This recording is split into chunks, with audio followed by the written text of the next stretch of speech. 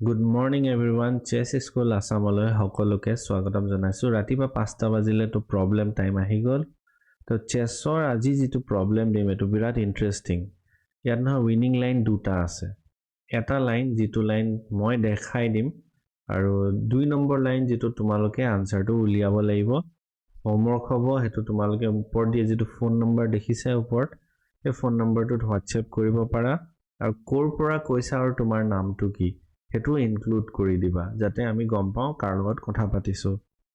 তো আজি প্ৰবলেমটোৰ যেটো আছে তাৰ তোমালোকৰ স্ক্ৰিনত আছে এটো। তো এটো ইন্টাৰেষ্টিং প্ৰবলেম এটা বহুত ধুনিয়া চেছ ষ্টাডি হয়।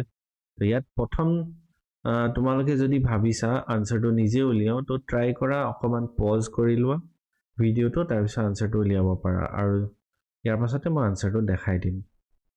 সো যি সকলে আনসাৰটো পালা ভেৰি গুড। তো ইয়াত প্ৰথম চালটো বিশপ h6 ব্লেকৰ কিং টু ওচৰ দুটা অপচন আছে দুইটাই অলমোস্ট সেম উপায় সেম হৈ গৈ পন পুশ এতিয়া কিং f7 এই পজিশনটোত এটা হোৱাইটে ব্ৰিলিয়েন্ট মুভ দিব কুইন বনাব পনটো পুশ কৰি without support king takes queen king e6 এই কিং e6 টো দিয়াৰ পাছত এতিয়া ব্লেকৰ পজিশনটো যুগজুৱান এনেকুৱা কিছুমান নাম মই কৈ থাকো হেখিনি তোমালোকে নোট কৰি থবা নিজৰ চেছৰ কপি আছে তাত লিখি থবা যাতে ভৱিষ্যতে এই বস্তুবোৰ তোমালোকে ফলো কৰিব পাৰা।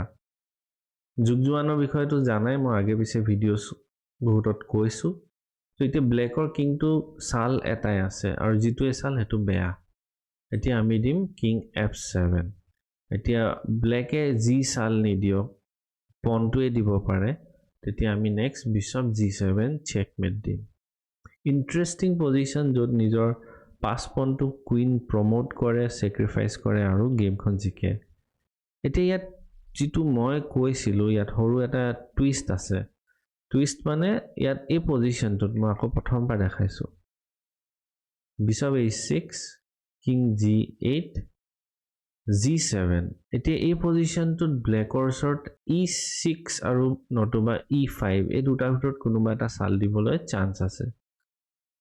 হোমৱৰ্কটো তোমালোকৰ এইটোৱে e6 নহলে e5 যদি খেলে তেতিয়া তোমালোকে বিচাৰি উলিওৱা যে হোৱাইটে কেনেকে গেমখন জিকিব পাৰে। উইনিং পজিশন আনিলে হ'ব যেনেকে ফৰ এক্সাম্পল পনটো যদি প্ৰমোট হৈ যায় তেতিয়াও গেমখন জিকিব পাৰিব। তো তেনেকুৱা এটা পজিশন যদি আনিব পাৰা তেনেহলে আনসাৰটো কাৰেক্ট হ'ব। So waiting for your answers phone নম্বৰটো যেটো ওপৰত আছে হোৱাটসএপত তোমালোকে পঠাবা নাম আৰু প্লেস পঠাবলৈ নাপাহৰিবা। তো কাইলৈ আকৌ এটা প্ৰবলেম লৈ আহি আছো তেতিয়ালৈকে বাই বাই।